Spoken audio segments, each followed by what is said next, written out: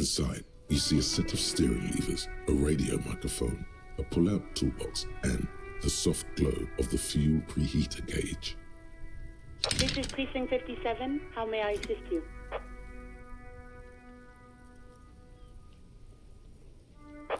Right.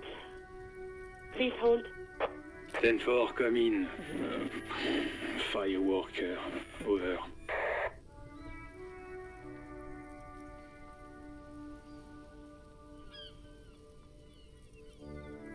Roger that, 10-10, over and out. A metallic drawer slides out from under the seat and clicks into place. The tools inside are neatly organized. Take what you need, officer. It's going to be a long case. I'm not protective of my tools, like some men are. He's clearly a little protective of his tools. But what can you do? Work is work. The pry bar feels nice and cold in your hand, heavier than you'd think. Cold and heavy, like truth.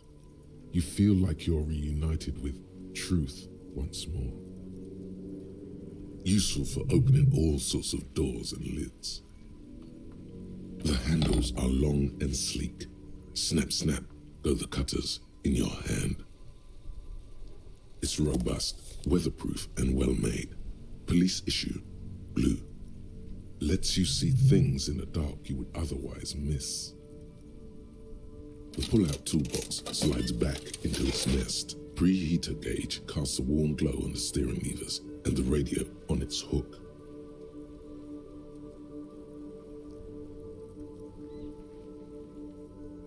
This is Precinct 57. How may I assist you? Of course. What is her number, officer? Yes, hold on. Her number is 005 1944 298. Received. Hold on, officer.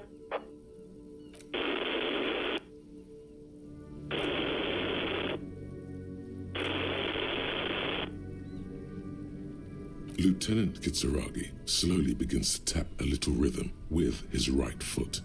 Quite a lot of time has passed.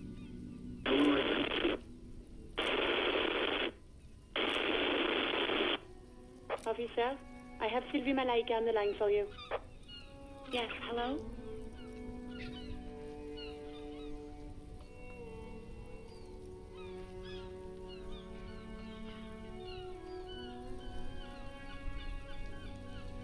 Oh, right.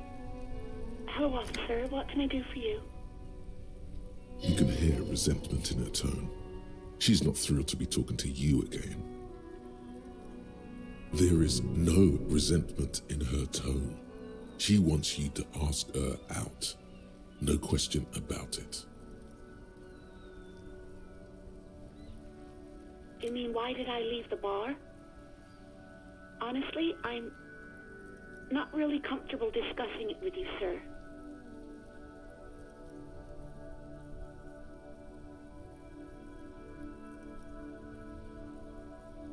Maybe, I don't know. I just know I have to take some time off right now. No, not me. No, sorry, I don't. Not a lot of people have phones around here. Copper thieves take the wires.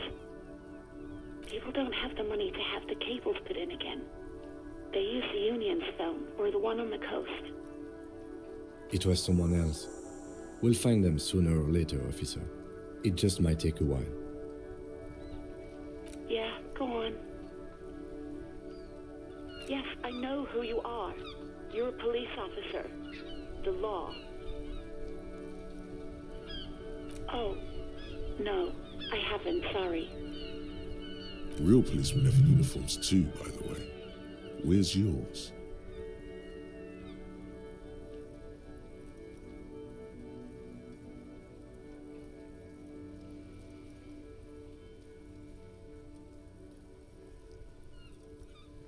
He's in plain clothes, voluntarily.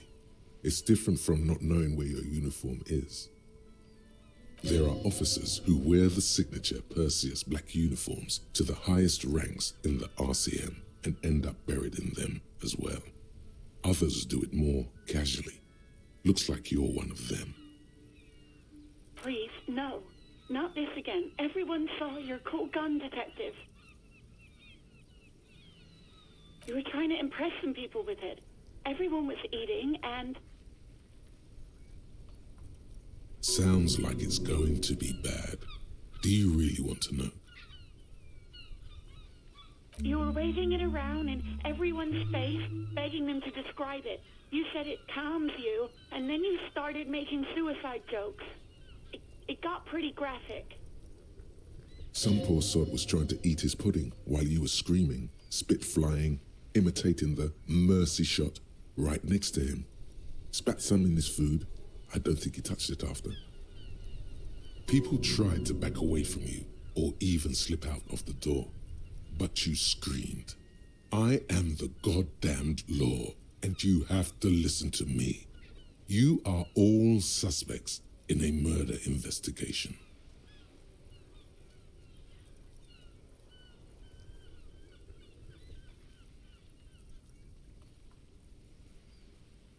No idea. All I know is next you were waving around money instead, saying things like big bucks cannot lie and guns can't buy money, but money can always buy guns. It almost looked like you pawned it, but believe me, I did not ask. Uniform? I never saw you in any uniform. You had your things on, the disco things. Somewhere in a dank rental apartment, 2 police officers stand in the dark. Trash and liquor bottles cover the floor. Things are not good. One of the men, trying not to slip on old newspapers, makes his way to the window and pulls the curtains apart. Roaches scatter as the light comes in. Goddamn. Officer Michelle Elfboy Williams speaks to himself. His partner, Sundance Fisher, looks at the patrol uniform he's wearing, then at an identical suit frame on the wall. It's blue and covered in dust. "Let's get the fuck out of there." He turns to Williams. He hasn't been here in days. No, absolutely not. I do hope so. Please, don't call me again. Bye.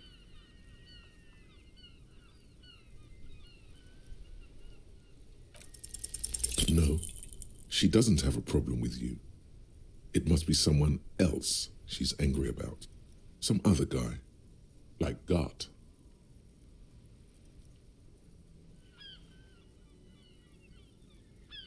You know women and their constant problems. Yak, yak, nag, nag. How's one supposed to get the love going like that? That's where you step in. You're Lieutenant Love, matchmaker extraordinaire. Help the poor girl out, lest she turns into a spinster.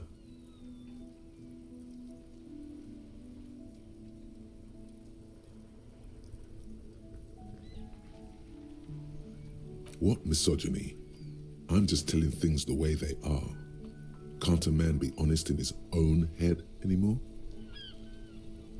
You have to act, Lieutenant Love. You have to calm that hysteric down. Tell it you've got everything under control. Then go and have a little boys' talk with God himself. Think you can do that, Lieutenant Love?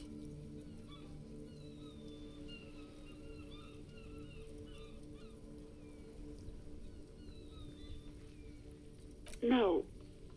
What?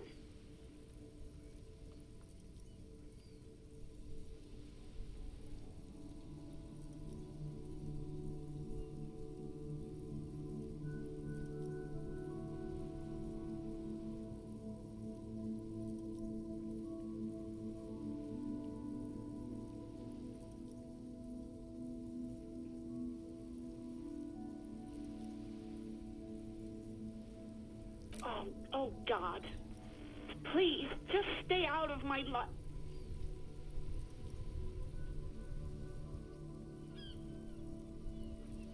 What? What is it? Call was terminated by the other party. Anything else, officer? It's on. The love quest is on. Too late, everyone. It's on. Take it to God now.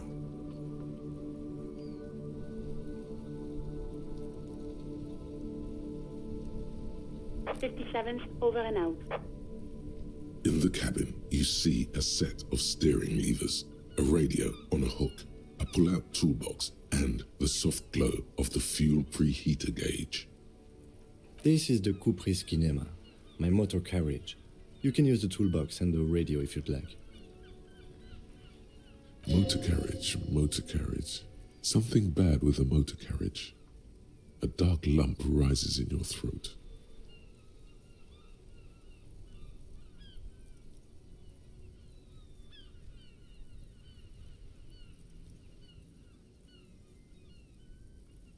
The Kupris motorcar does provide most of our patrol vehicles, yes.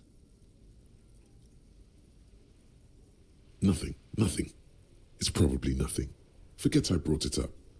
Please proceed with the carefree lollygagging. A motorized vehicle, officer. I'm sure you are familiar with the concept. We've had these for nearly a century. No, I'm afraid not. We have a murder case on our hands, remember? In the cabin, you see a set of steering levers, a radio on a hook, a pull-out toolbox, and the soft glow. The white suede feels luxurious under the touch, and the metal clutch handle so very familiar in your palm. As you tap on the gauge, the indicator pin jerks as if startled. It's in the large orange sector, indicating the engine is warm. Next to the gauge is a red switch labeled heat. There's no use pressing the heat button. It won't start without the ignition key. Alternative translation. Don't even think you can drive my MC.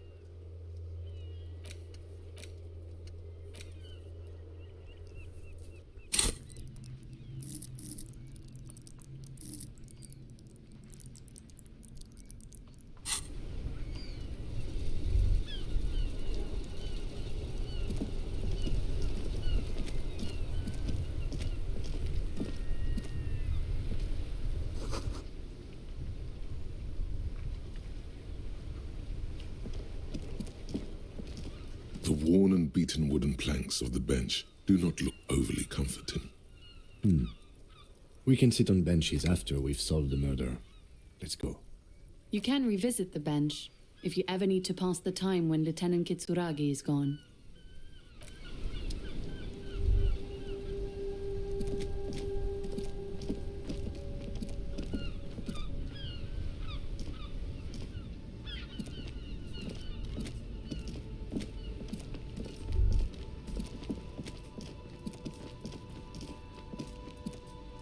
The RCM in Martinez.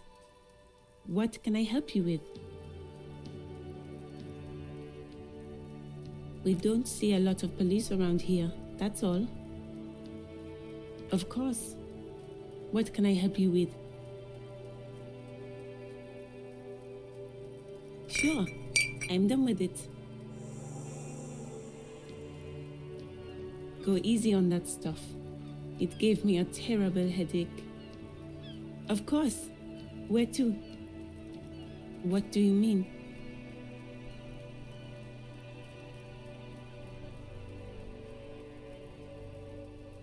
Yes, sir. District of Martinez. This intersection is called Roundabout North. He knows where we are. He just wants directions.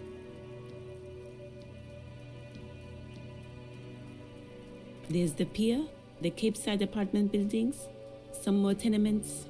Not a lot, really. The harbor gates, some kind of commotion, I think. I don't follow the local politics. A fleet store, too. Some shops and a bridge. The canal bridge leads to the coast, but it's broken, I think. Some kind of accident, probably. Just coast. There's a little fishing village there, and a fish market, but that got closed down ages ago. Rows of stalls under a broad roof where silvery fish were heaped on newspapers. Water, water everywhere, pouring from the heavens in the shadow of the old church.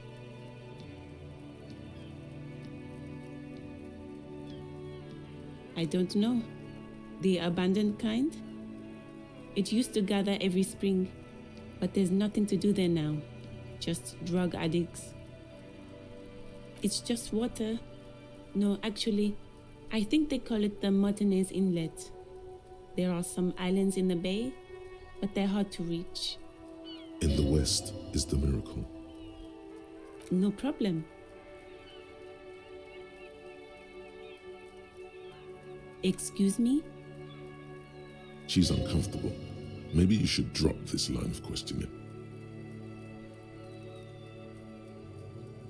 Oh, well, I didn't write it there. I'm just sitting here.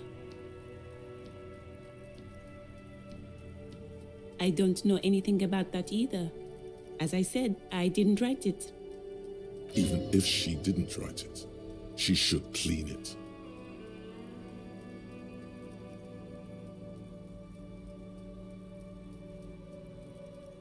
Okay.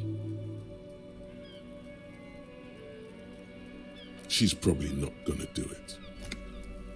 Of course. I won't hold you back. Her gloves. You get the feeling that you need them. You have a dead body to deal with after all. Sure, keep them. I have another pair.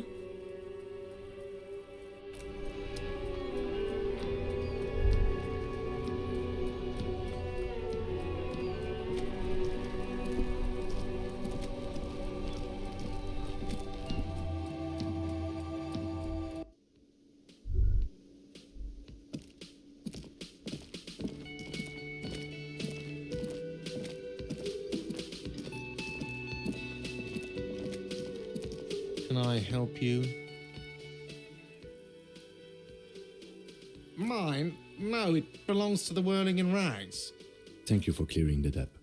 Why do you keep the container locked? Why? To keep the hobos and drunks out. That's why. And the neighbors too. They put their trash there and they don't pay for the garbage company. I thought as much. And are you the only party with access to the trash container? Well, yes. Us and the garbage disposal company. It seems a little callous, doesn't it? Something stirs in you.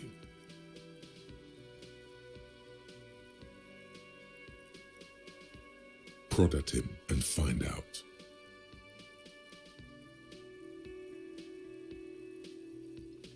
What do you need them for? It concerns the case. Please cooperate. Just bring them back once you're done, please.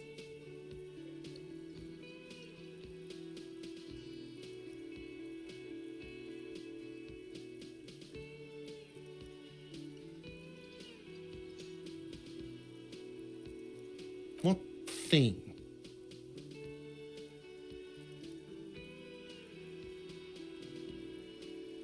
Yes, not the whole damn union, thank God. Just the nastiest and loudest faction. They come here in the evenings, dumb, unruly types. Think they're big shit. But they're good customers. They place big orders and always pay on time. He hates the union, but grudgingly recognizes its power over him. So he's directing his frustration at you instead. Retaliate.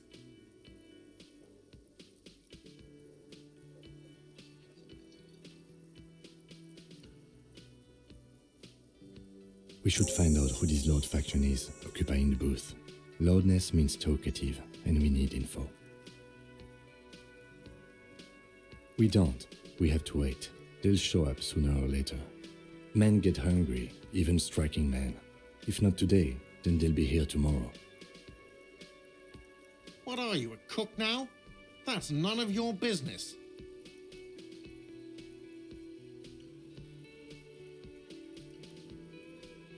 No, you don't. If you had a warrant, you'd be shoving it in my face right now. Besides, the RCM doesn't do search warrants. I know the law. You'll just have to wait for the kitchen to open. If you have to get in there, which you don't.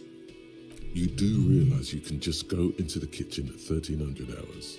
No need for superstar charm or Sambo-style antics here. Sambo is an acronym for Samaran boxing, graceful martial arts stuff. Sambo style implies stealth, cleverness, and cool. Just letting you know. What? By the way, you should come back to this thing-based questionnaire if you see anything interesting in the whirling later. God. Oh, but he should be. Lay it on him.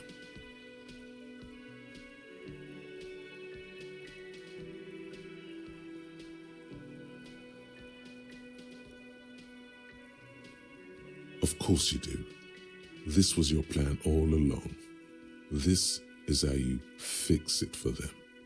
By answering the woman question. Wonderful. It is. It's wonderful. What? What does that mean? Cock carousel?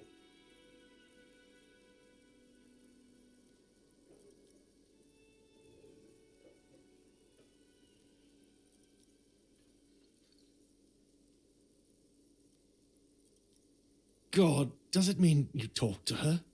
What else did she say about me? What else do you need?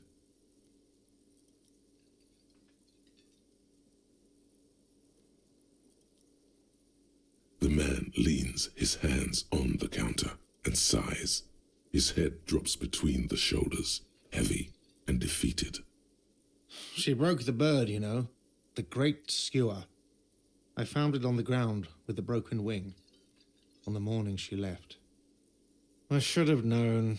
It was her way of telling me to piss off. I should stuff it up my arse. Yes, the bird is connected to this. It's a symbol of hope, and she broke it.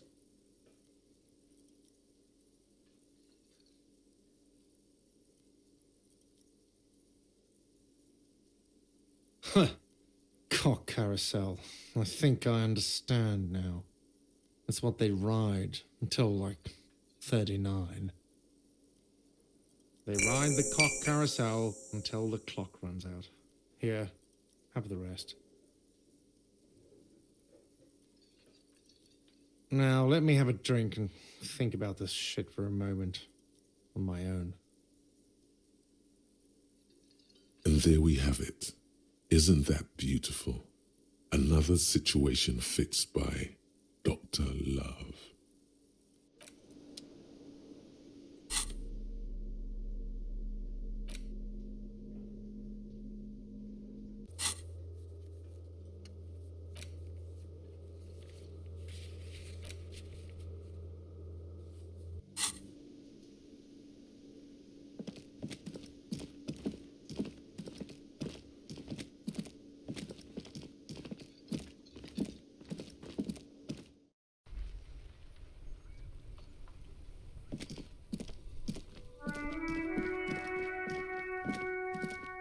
An old call box with a matrix of push buttons lists all the companies in the East Delta Commerce Center.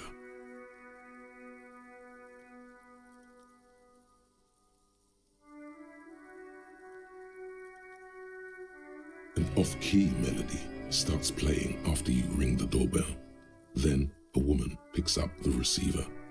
Kuno, please stop calling here. Grown-ups don't have time for your stupid games. I'm sorry, officer. I thought you were... But the doorbell is broken, and the bookstore shouldn't even be on the list anymore, so I can't help you. Please don't call here again. Thanks. A single beep indicates that the line has gone dead. You ring the doorbell, but no one answers. Just seeing the words Andro Orlando gets your hackles up. Its very existence is a threat to your masculinity, to say nothing of your hair. All you hear is static, but no one answers the call. You ring the doorbell, but nothing happens. You wait for a minute or two, but all you get from the call box is silence. No one answers the call. Looks like someone has melted half the plastic off with a lighter. The doorbell doesn't work anymore. You hear static from the intercom speaker. It sounds as if someone has picked up the receiver but isn't saying anything. Yes, hello. This is Tricentennial Electric. Have you come to place an order?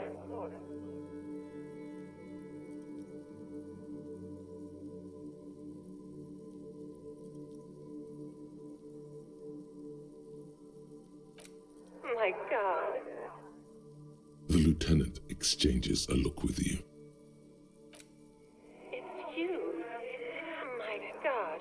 I didn't think I would hear your voice here. It's a woman, and she knows you.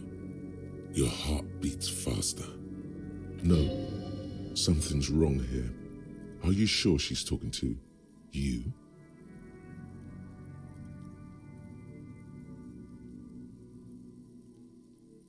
Michelle, just please.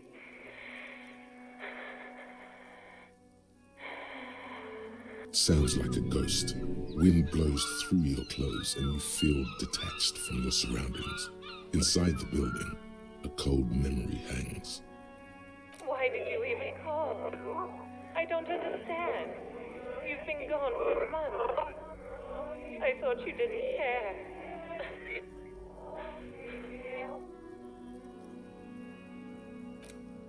Ever since I came to work here, it's been different. As if my mind's been wiped clean. A spot of static overrides her words. When she speaks again, it sounds like she's submerged. It's so nice. It's so nice to be able to finally meet again. She sounds like she's about to cry. The cold is deep under your skin, as if you were talking to someone who's 100 years away. Somewhere inside the building, water is flooding the cellar floor. She doesn't answer. Silence. The only thing you can hear now is static and waves washing ashore on the bay.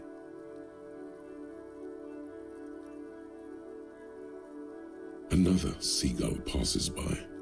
It's getting cold standing here, staring at the silent call box. I don't know what happened either. We should probably stop playing with this thing. You press the number sign on the keypad that terminates the call. 12 name cards on the call box read. No, hold on. The last thing you need in your life is more hysteric emotions. Forget it. Find something else to do. Silence. No one's home at Fortress Accident. Silence. No one answers the doorbell.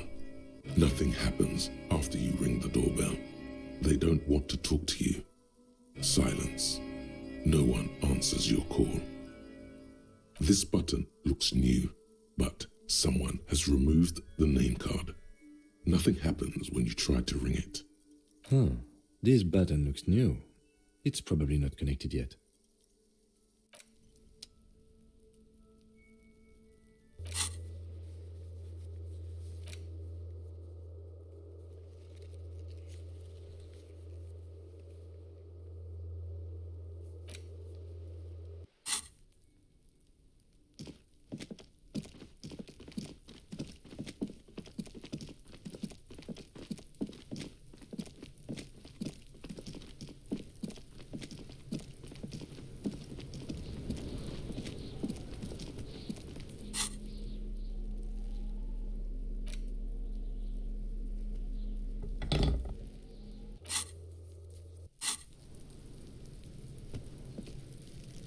This trash container is locked.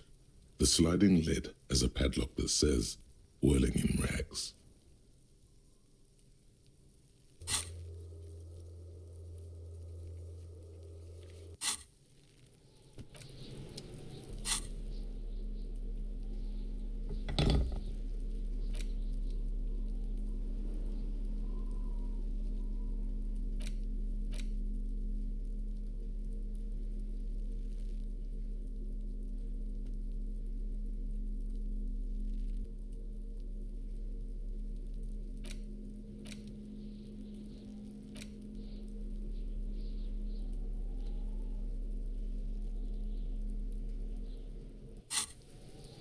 This trash container is locked.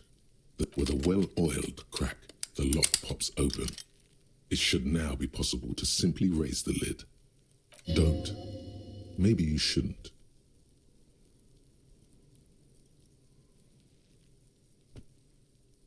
The smell of rotten food rises to greet you.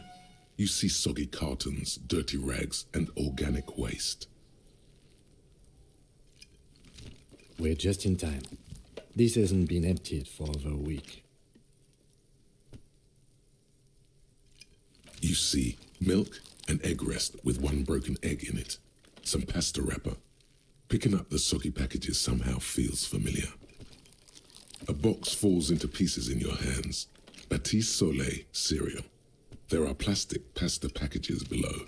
And turbo noodles. Nothing of note, however. Among the threadbare kitchen towels, something catches your eye. A pair of denim trousers. As the legs of the slime-covered jeans begin to unspool from the garbage, a rank corpse smell fills the air. The victim's clothes? Cadaverine odor is faint. If these belong to the deceased, they were removed when he was still in the early stages of decay. Drop them in here, officer. Guitar marked blue jeans. Pockets empty or empty. He wore them with a belt, too, a white belt. The loops appear stretched, but the belt is missing. That's it. Do you see anything else in there? I have another bag here. Something slimy catches your eye. A drab, long-sleeved shirt, olive-colored, appears from the food waste, dripping with pus. This is a military-type overgarment. No label or serial number. This is the kind of rib-knit shirt that's worn over light armor to conceal it in an urban scenario. Anything more?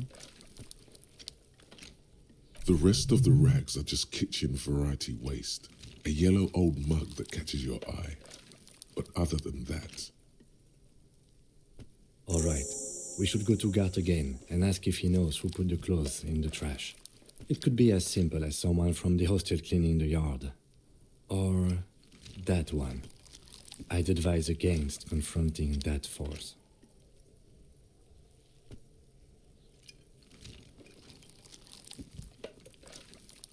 Not really. All we know is the victim's clothes are in the trash, the lid was locked, and his establishment had the key. It's just a small loose thread. The lieutenant nods, then looks back into the trash container. It's just organic waste, cold and slimy on your hands. Apple and potato peels, mostly. Unidentified sludge, and the occasional chicken bone thrown in for good measure. But hey, nothing. It's nothing. Nothing more to see here. What's this? A blue piece of plastic sticks out from the apple peels. It's shiny. Looks like the corner of something. Something larger. A clipboard. A blue plastic clipboard with moist papers hanging from it. They look badly damaged, but you can still make out forms and notes, written in a man's handwriting. Officer, is that your paperwork? It is. Look, the plastic has the RCM street grid on it. You've even got an autopsy form in there. If you don't mind me asking, how did this get in the trash?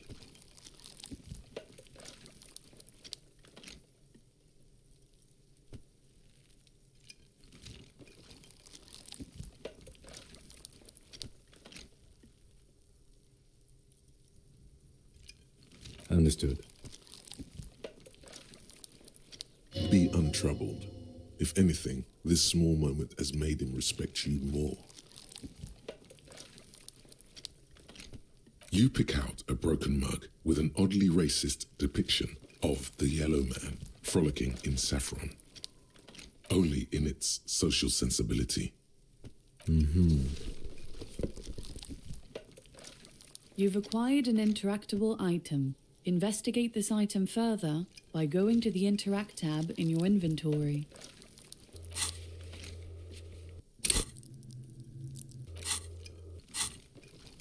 The container sounds a muffled gong.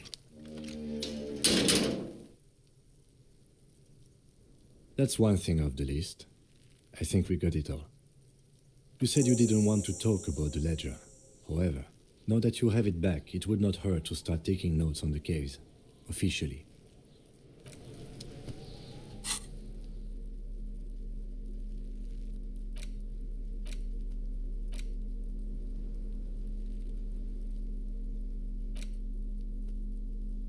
It's the ledger you found in the trash. A pitiful cabbage of white and yellow papers hanging from plastic board, barely held together by a metal clip.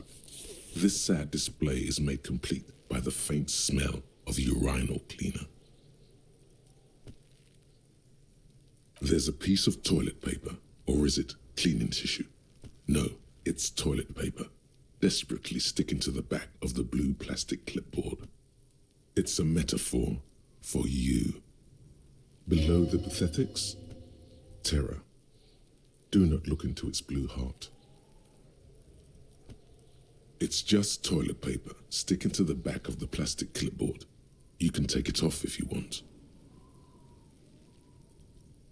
Still wet, the toilet paper peels off the plastic easily. All you have to do is shake it off with your finger and voila! The ledger now looks marginally better. An aluminium block runs the width of the board, biting down on the paperwork. Its crocodile teeth are the only thing keeping the papers together. A regular pencil, the tip worn down to nothing, has been attached to the clip. The surface is interrupted by a silvery sticker.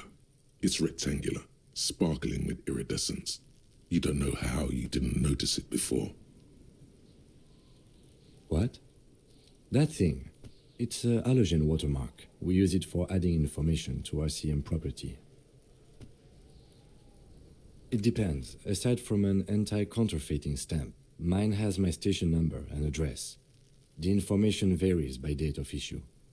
How many years you've been on the force, he's thinking. It'll have that. Any capable light with the right wavelength will do. All RCM vehicles have headlights designed to reveal halogen watermarks. Mine too. This means you can read the watermarks if you just turn the lights on. Okay. While a bunch of sodden papers sag from the clipboard in your hand, it's a sorry sight. They're not exactly white. They're yellowed in patches by sunlight and alcohol and covered in dense blue handwriting. Ink escapes into watercolor patterns, reaching its tendrils across entire pages. The paper itself is checkered with faint red lines forming short paragraphs. Once in a while, there's a red stamp that exclaims, "Case files commit to paper." The case files themselves are plenty. You count more than 100 sodden, crumpled up, earmarked pages falling apart in your hands. They appear to be sufficiently organized and extremely dense, if mostly illegible. Work, strife, poverty, the Jamrock Quarter. These are handwritten logs of investigations dating back to January 51, this year. The exact number is hard to estimate due to missing pages and an odd naming convention. But there are at least 20, maybe 30 cases undertaken, not completed, mind you.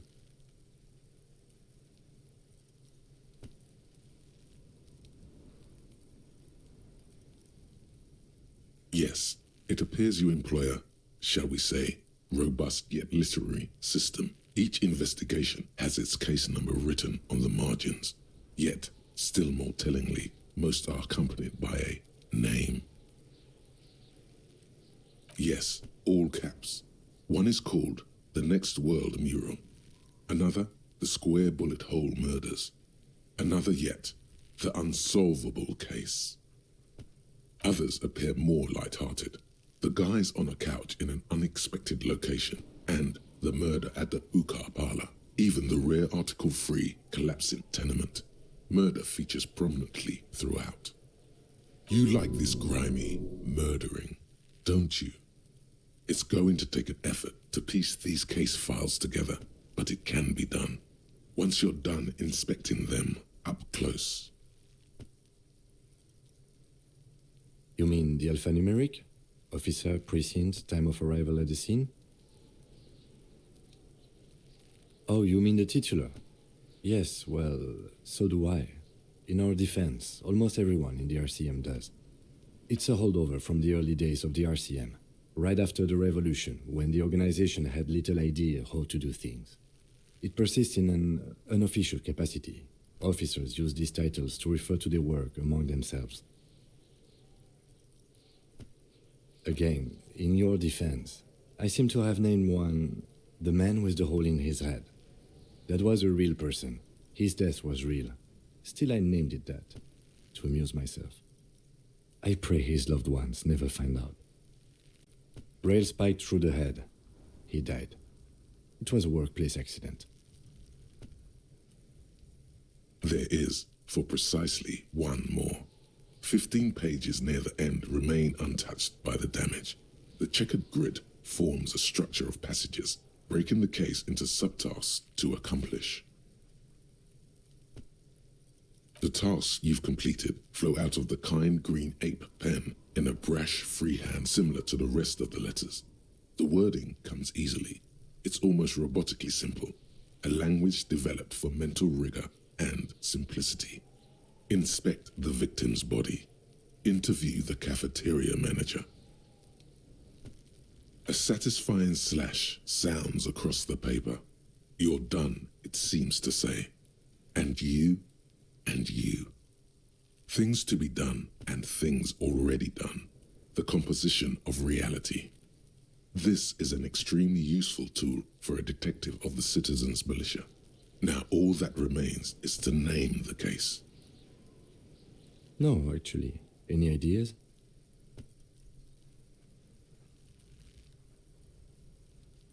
Great. That's great. That's actually what I was thinking too. The Hanged Man. Good, strong name. We have a very good name for the case now. I'm going to start calling it the Hanged Man. It's good we sorted this out. You don't exactly close them, so much as distance yourself from the smelly papers. They're a little further from your nose now.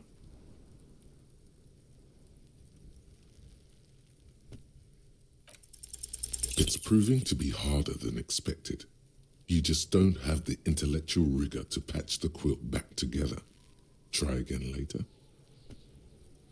In the back, you see thin, translucent copier paper.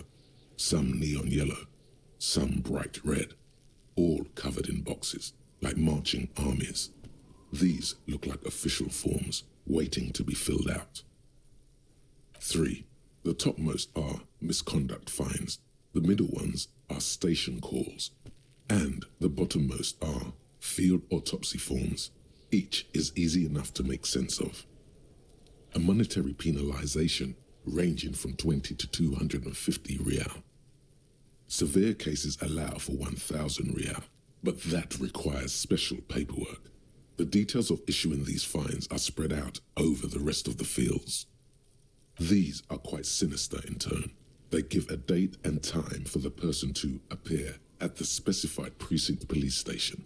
Below the call are the criminal charges you risk by not appearing. A dozen pages of thin copy paper, bright red in color.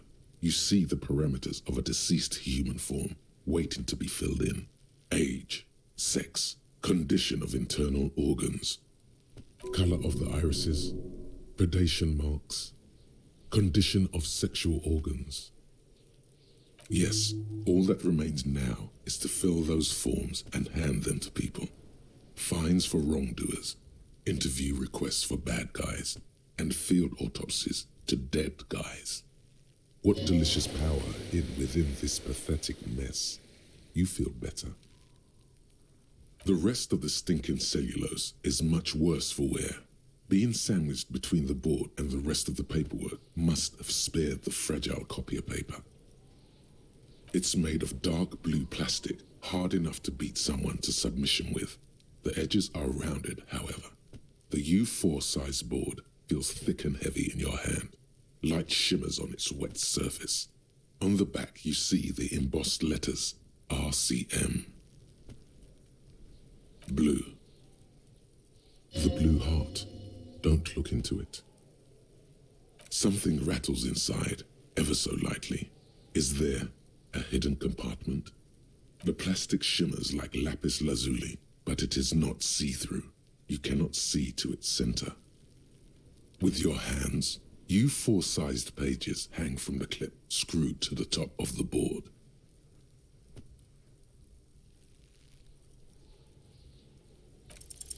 Is not what you end up doing. You squeeze the plastic to slide it open, but nothing happens. Then you bend it some, then crack it. The goddamn thing is stuck. A hot flash of rage comes over you. For a moment there, before it recedes, you feel as though you might just squeeze a tear of anger out of your duct. Makes you wonder, why? It's unjust, that's why. You can't even get to that thing anymore. The ledger quivers in your hand. As it shakes, the pages rustle. This pathetic mess suddenly afraid of you for some reason. The acidic stench of rotting food is rubbed off on the cellulose. It now forms the base of the experience. This base surrounded by a faint air of spoiled meat, the stuff of death itself, and then sprinkled liberally with the citrus zest of toilet cleaner. The lieutenant observes you, raising and lowering the toilet water-logged mass under your nose, trying to get a good whiff, a good analytical whiff. Excuse me, I just have to ask again. How did it get in the trash?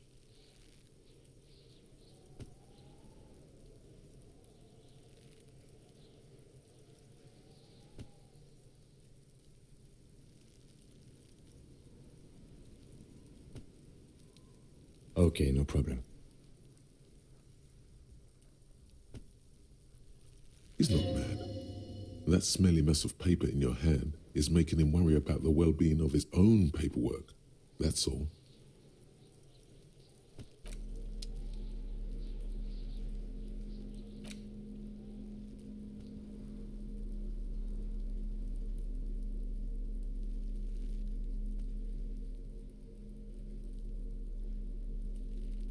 It's just a racist mug. What's there to read here? Not much. Oh boy, here we go. What are you going to say about a broken, tossed-away mug that you dug out of the garbage?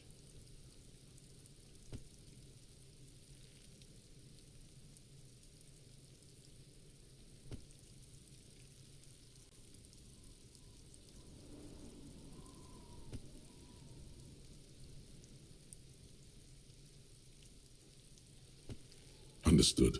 You're that kind of detective. Why don't you get back to your case?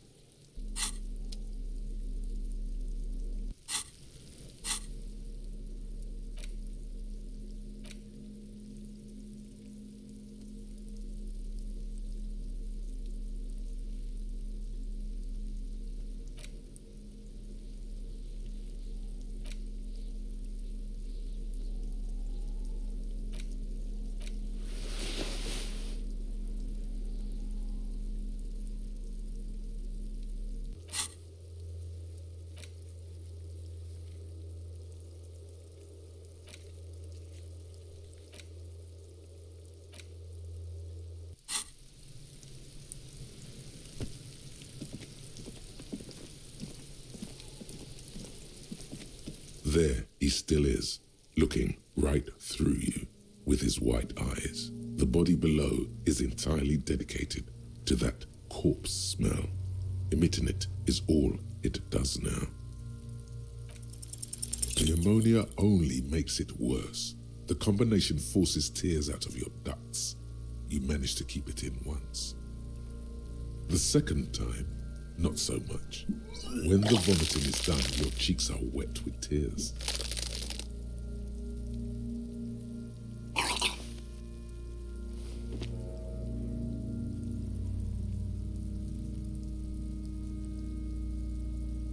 Nor does the wind right now.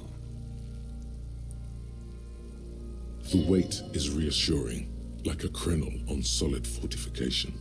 Pat, pat, pat. I've seen strong men turn themselves inside out for hours. You are facing tough odds here.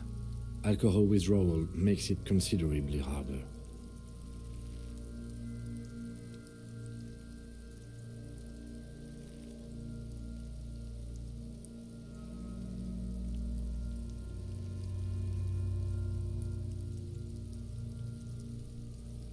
I've seen captains puke their guts out. It never gets easier. You never get used to the smell. Every Monday is cadaver day. Throw up, investigate. Throw up, initial autopsy. Throw up, bag it. Then drive to the station. Maybe throw up on the way there if you didn't bag the thing tight enough. I think I've lost my sense of smell. Not being hungover helps too.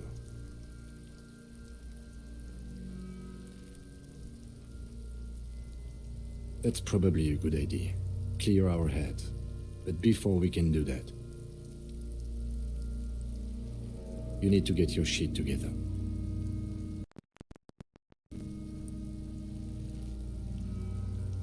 We should go talk to the locals. Find something else to do while the wind changes. It's pretty bad right now. You've gained a thought. When this dialogue is over, go to your thought cabinet and internalize it for special bonuses and effects. Give it half an hour. Get yourself together. Then come back and have another go.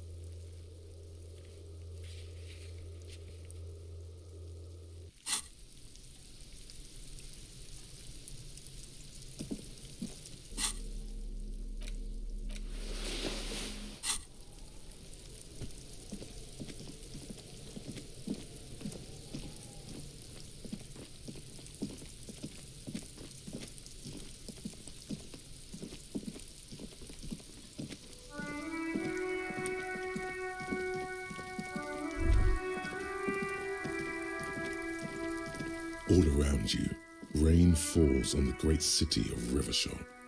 Rain drips from the eaves and floods the gutters, washing the filth away. The spring thaw must be here. The snow is melting. Looking up at the sky, cold water dripping from your hair.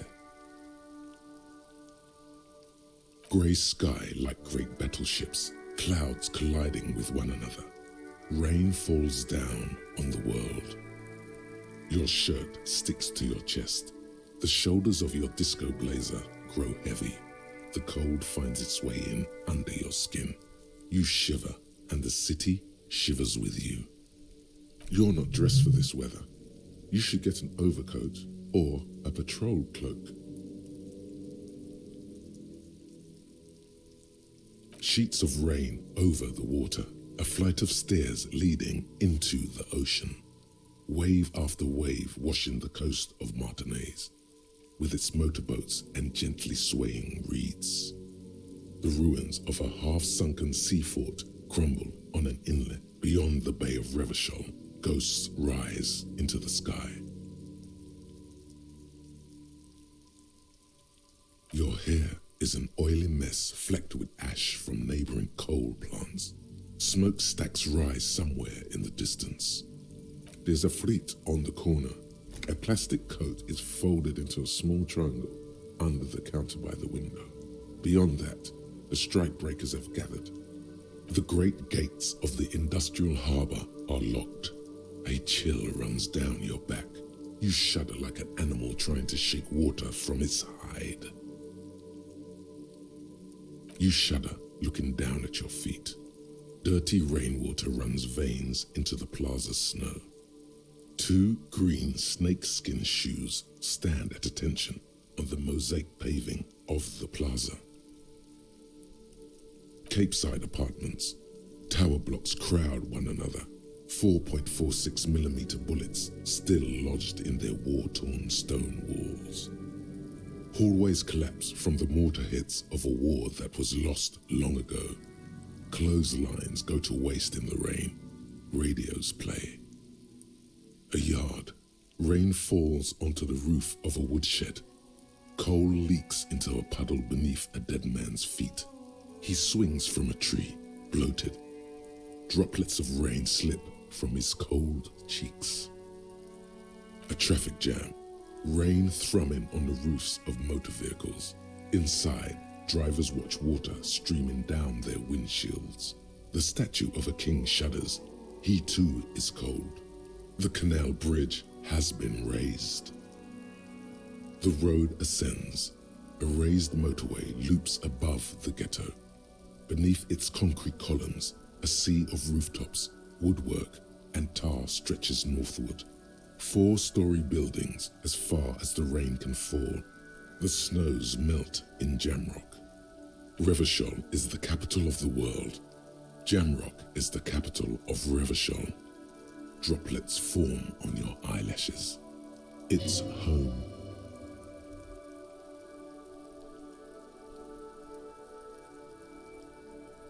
On a street there that flows like a muddy river in the snow, with fire traps rising on either side, a film rental opens its doors to the rain. An armored motor carriage rushes past the corner where you used to walk together. Suddenly, the hair on your back rises. You cannot return. Have a brother in the cut. Where the wood at? To be in Martinez, where no one goes, at the runoff point of a long-forgotten canal, in the whitest part of town, in the shadow of the day the revolution fell. Standing in the rain, looking north, where Jamrock Rock City stretches inland. In the rain-swept distance, above the rooftops of Jamrock, a repurposed silk mill stands perched above the motorway exit. Precinct 41 hunches in the rain. Your vision blurs. You wipe your face with your hand. The rain stings your eyes, making you look up and blink. Coalition aerostatics hang like apparitions under the cloud cover. Way up there, where rain forms, rotors flutter silently. Your sight clears. Collapsed storm drains, old sewage systems flooded with rainwater.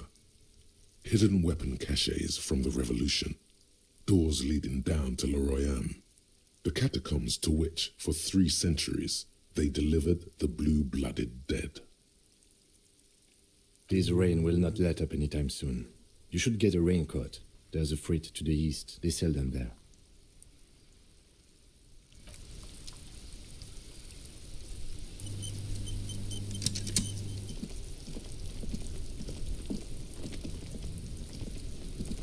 Inside, You see a set of steering levers, a radio microphone, a pull-out toolbox, and All right. Ready? I turn, you press start. It's next to the preheater. He's downplaying his excitement. The lieutenant is more than happy to show off his precious carriage. The dashboard lights up with orange glow. The rounds per minute gauge jumps, and the engine of the Caprice Canada comes to life with a whiny growl. The lights unfold with a little click, casting electrical light onto the ground before the vehicle. There you go. I'll turn them off from the remote once you're done. We just need to stand in front of the machine now.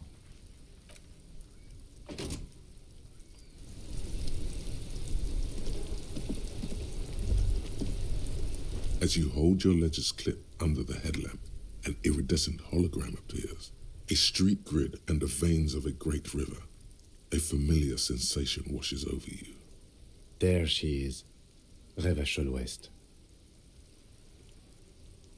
Around the borders of the watermark are dozens, no, hundreds of micro-perforations.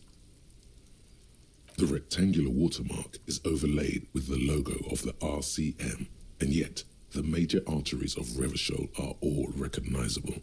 They shimmer in the Kanema's headlights.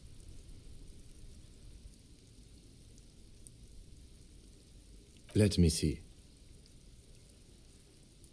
Right here.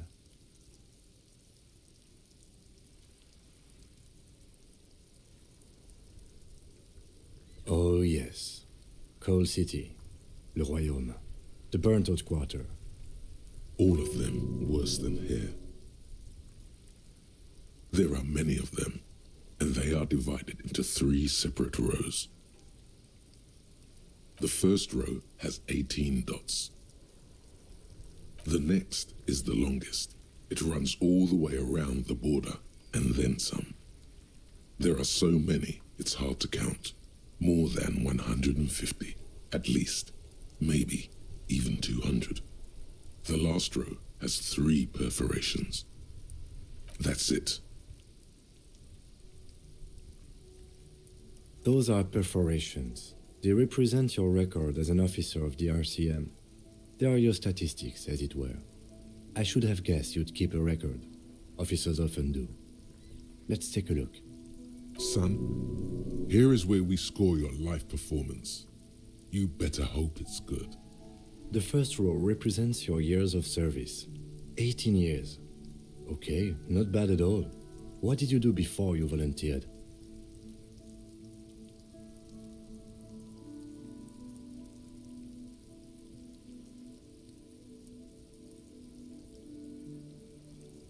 That's what it says. I might have guessed even longer based on your age. What did you do all those blissful years of your youth?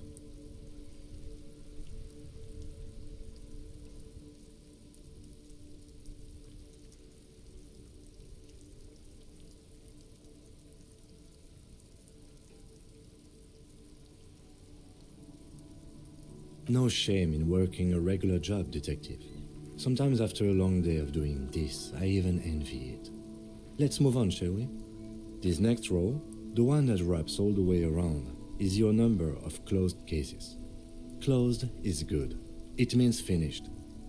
You've got, let's see... Wow, more than 200. It's quite a lot, even for someone who's been on the force for nearly 2 decades. Usually, clearing more than 10 cases a year puts you in the 90th percentile of all RCM officers.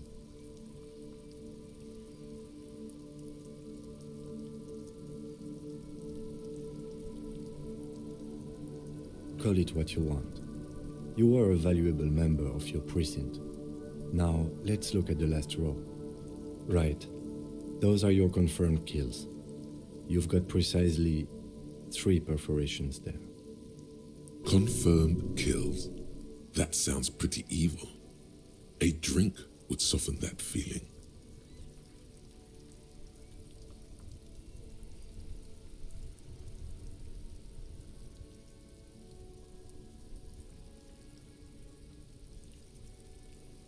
For an RCM officer, especially Precinct 41, which is in the Jamrock Quarter. It's rather tame. I mean that in a good way. What's it feel like to kill a man, Mr. McCoy? A young woman asked the man across the desk from her. Honestly, babe, says John McCoy, crossing his ankles over said desk. I don't feel anything anymore. It's just like brushing my teeth. I do it once or twice a week and don't really think about it. There's no trace of guilt in his voice. There are certain officers who treat their kills like some kind of ghoulish game. If they do happen to solve a case, it's usually by accident. But it seems as though you are, or at least were, one of the good ones. So we have that to be thankful for. He's sincerely glad you're not a scary predator.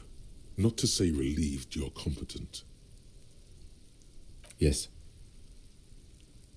It's not a problem for him to state it, however. Everyone has their own method of coping. Some more effective or self-destructive than others. Personally, I find it helps to keep up a few hobbies. Oh, this and that. Let's not get into it now. Why not gardening? You've already got the yellow gloves. It's meant in earnest. Please don't mistake it for a jab. The lieutenant nods. Right. I'll go turn off the lights. You can now see your statistics on your journal page, to the right of the task description.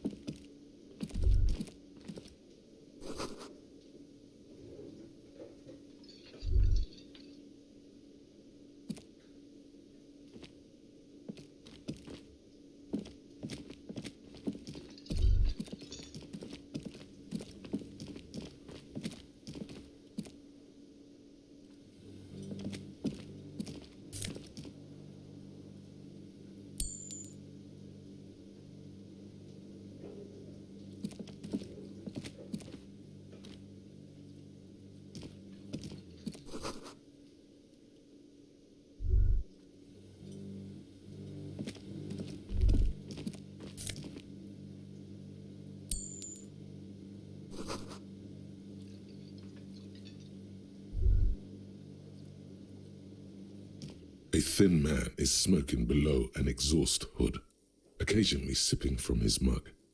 This must be the Whirling's cook.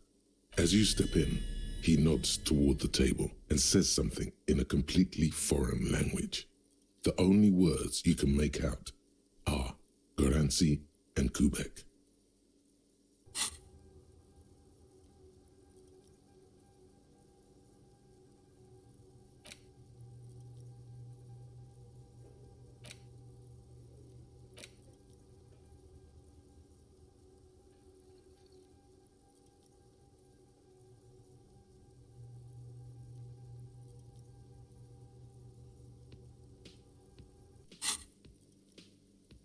It must be his name. Goranci. Goranci Quebec. Sounds representative.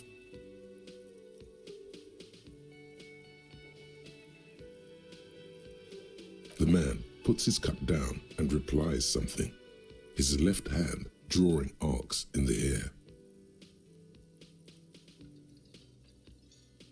He smiles and bangs his ladle against each of his pots in turn.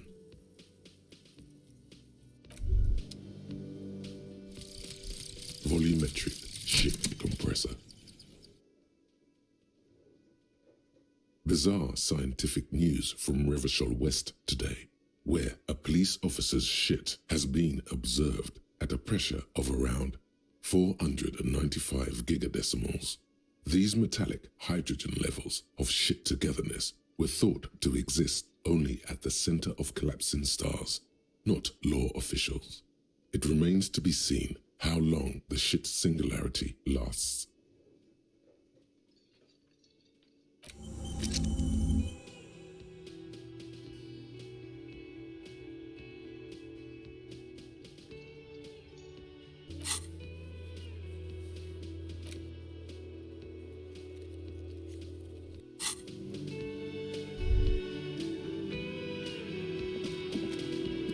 You see a heavy steel door with a prominent dimpled lock. It's painted blue. You immediately feel drawn to the color.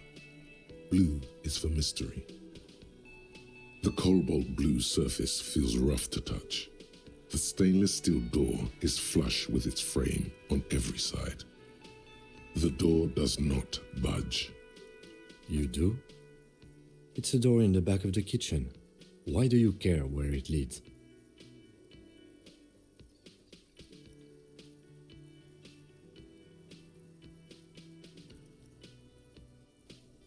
Eccentric.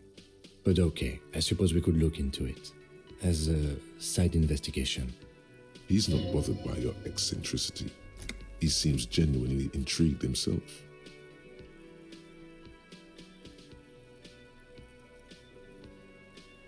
If you say so, Gart is the person to ask about this. The cafeteria manager.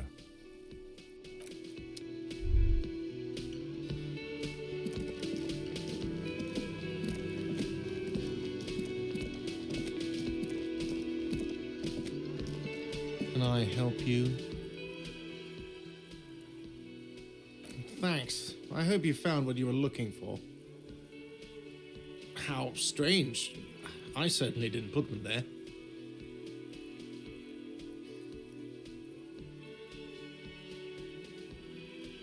The trash collection service? CS Municipal.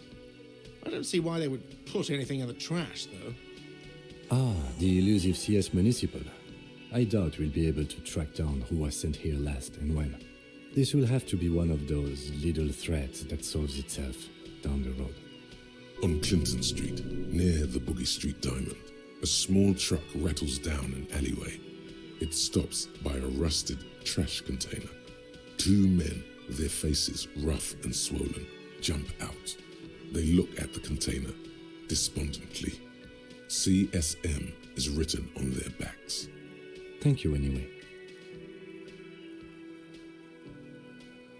Sylvie had the keys before I got here, and I can vouch for her. I can vouch for all my staff. None of us would tamper with the crime scene. Yes?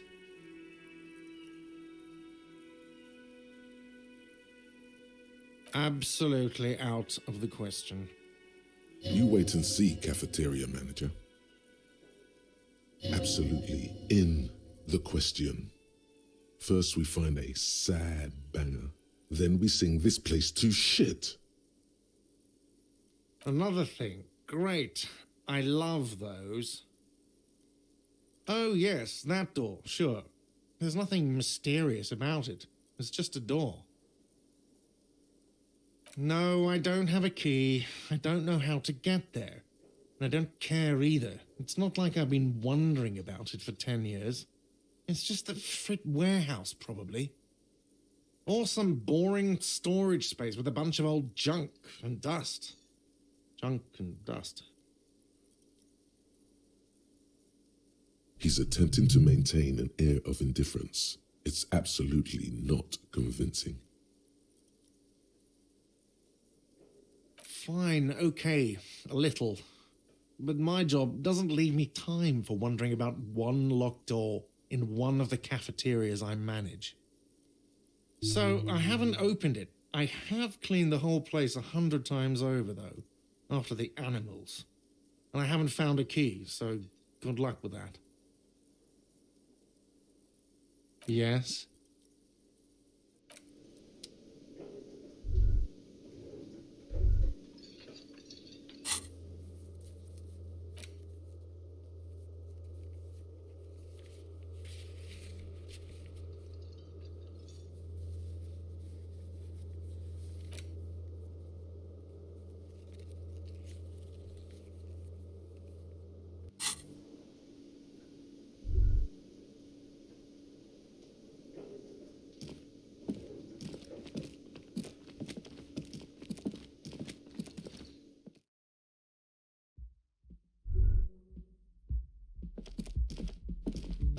The door is closed.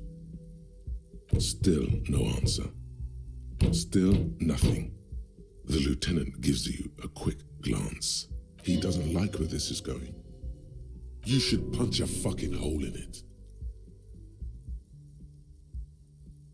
The murmur in your ears recedes slowly. Your breathing normalizes. That's one lucky door.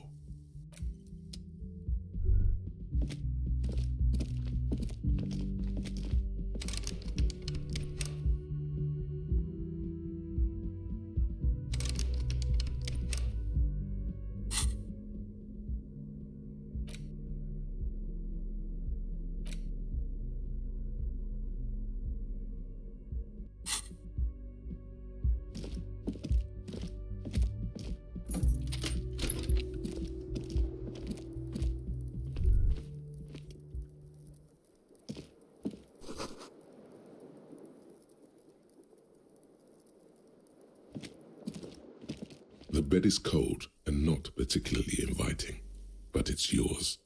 The sheets look awful. The option to go to sleep becomes available every night after 9 p.m.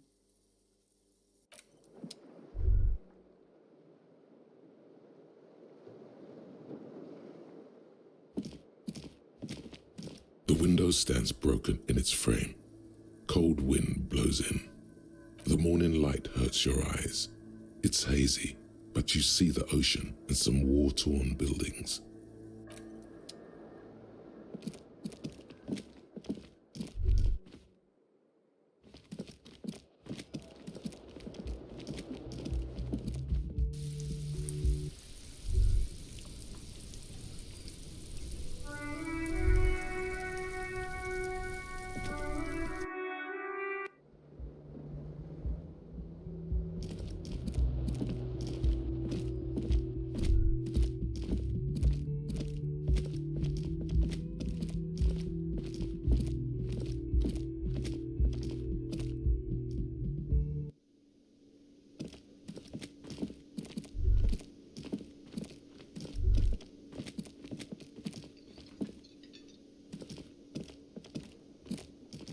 Hello again, sweetie.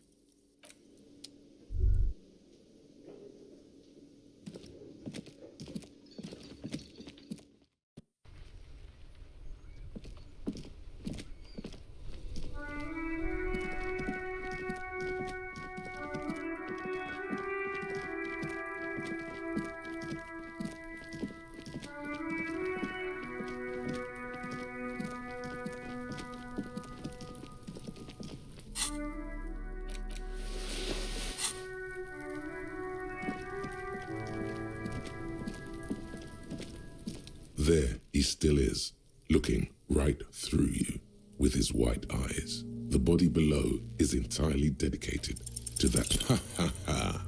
Again, the corpse laughs at you, pus dripping from its mouth. You will never be able to hold it in. It's always too much. Every time it happens, it gets worse and worse. There's nothing more to throw up now. All that's left is crying and convulsing dryly at the same time.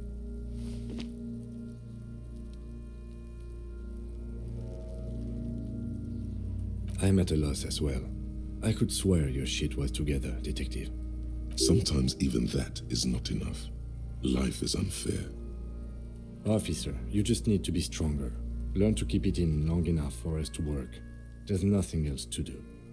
You can open this white check again by going to your character sheet and spending a skill point to upgrade your endurance. Gain new skill points by exploring and completing side tasks. Relax. It's okay if you don't make it today. The bloated corpse isn't going anywhere.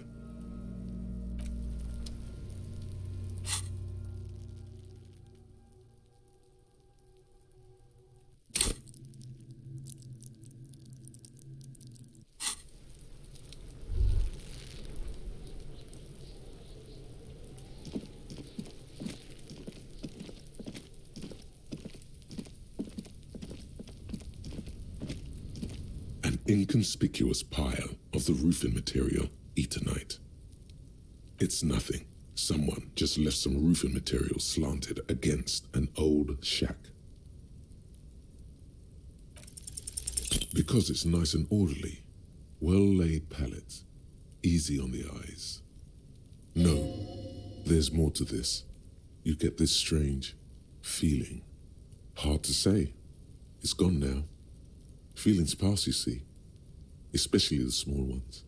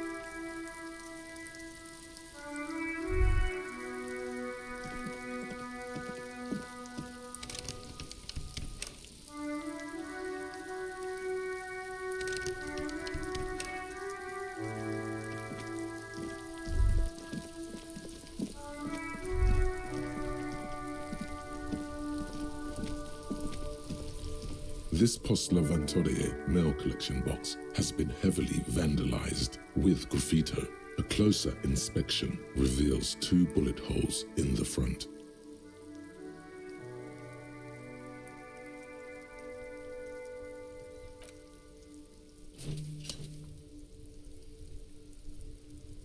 The box seems happy.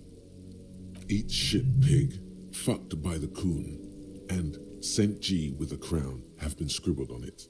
Jenny is a whore, and best set mailbox also.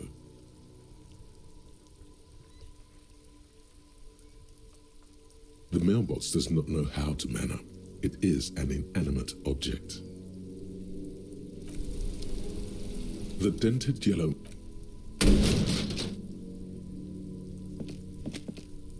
There is a hollow, saddened ring as you kick the Levantorie mail collection box. It sounds betrayed, in disbelief even. Your toe has suffered damage. It hurts. Cool.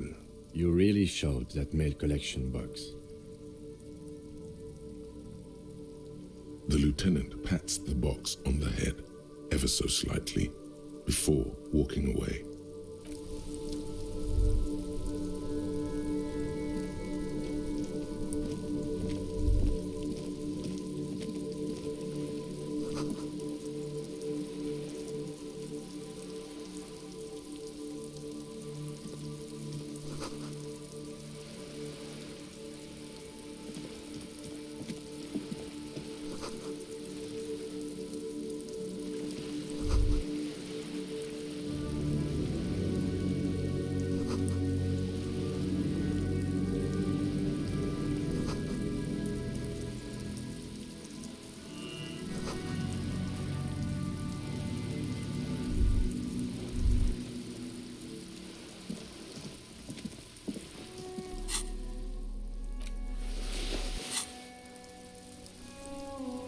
sir.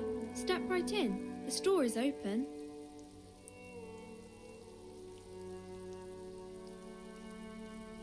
Are you interested in a new and exciting book? It's a bookstore, sir. We sell books, postcards, and some board games. It's called Crime, Romance, and Biographies of Famous People. Whoa, whoa, whoa, whoa. Hold your horses, little girl.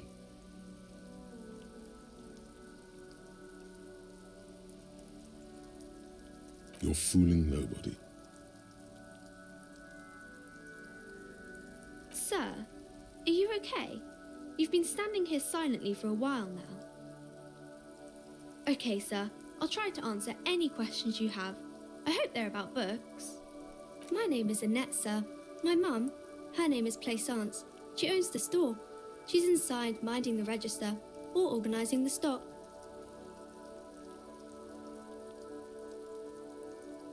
Feel free to step in and browse our wares. I'm signalling that the store is open. Otherwise, people might not know. They'd miss out on the crime, romance, and biographies of famous people. A sudden gush of wind turns the pages of the books on the counters. She covers her face, smiling, but she's cold.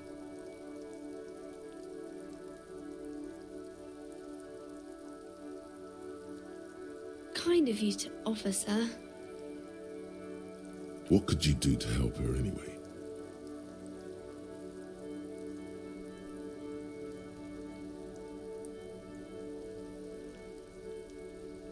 Oh, no, sir. I'm happy to help Mum by luring in customers. Besides, I have some hot juice in my vacuum bottle to keep warm. I do my studies at home at the moment. I have to help Mum keep this place running.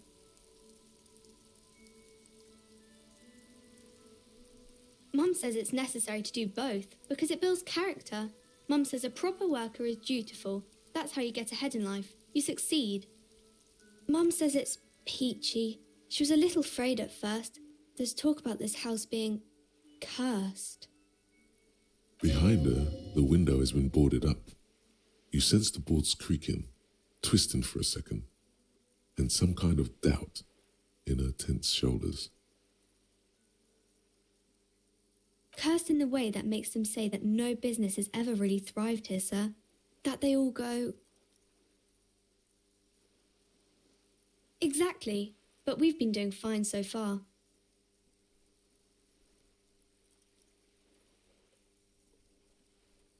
We can go into the bookstore and ask about the case, but I don't see much more to look into here. Yes. Please do also look at our wares inside. The postcards and board games are there, sir.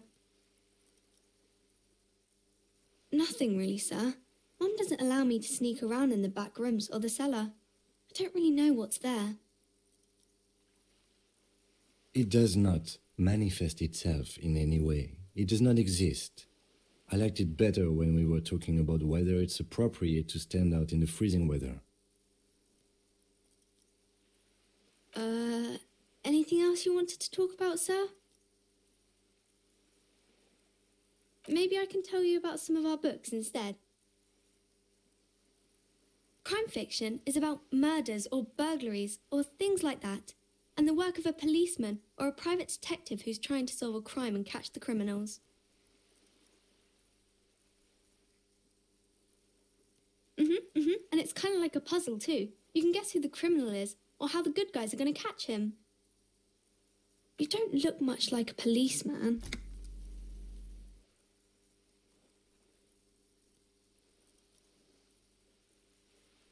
Didn't mean to offend, sir. Sorry, sir. It's just that you don't look like Dick Mullen.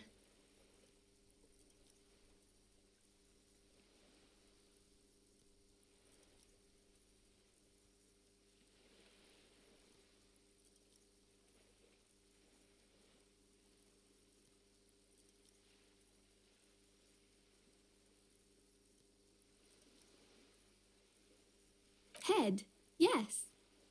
No, it's your soul, your blue soul. No, your resilience.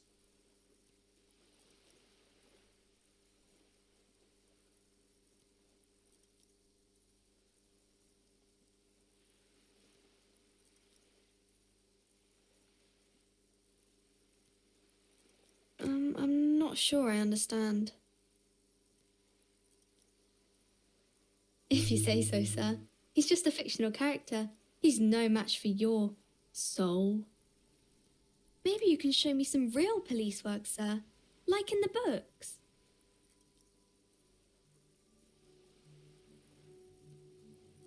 It's the type of book where there's a rich lady and she has to choose between the good man and the bad man. Or there could be a story about a poor lady getting a rich man. It's about man and lady business, sir.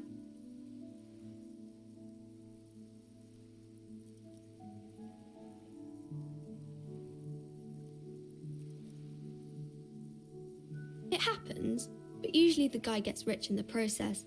Or should actually be rich himself, but has lost his family property unjustly, like during the revolution or something. Those are unhappy books, for most of the pages. People sad about what they have lost, but then it all turns out just fine in the end. Maybe some about other books? Oh, kings and queens and generals of old, or artists and writers, or musicians, those kinds of people. There's usually something extraordinary about them. I think that's why people read them, to find the secrets of their fame. I don't know about that, but I imagine life is great when you're famous.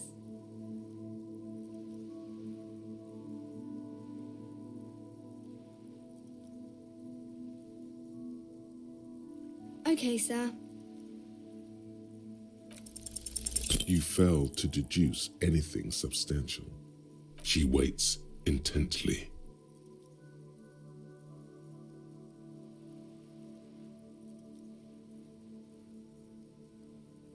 It's okay, sir. You disappointed a small child. Well done, Jem.